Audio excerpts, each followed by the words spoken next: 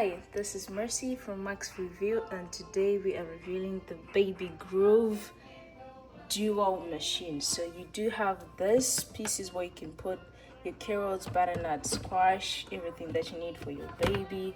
You can put it also in here, and then there's a place where you can put like water inside so that it can steam.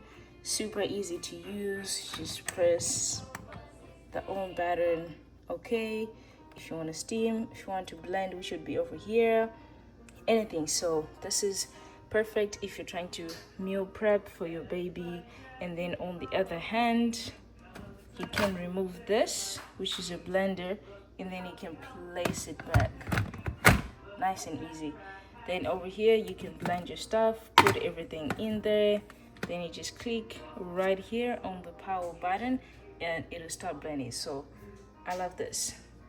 This is perfect for baby prepping, meal plans, and even just preparing like a quick meal for a baby.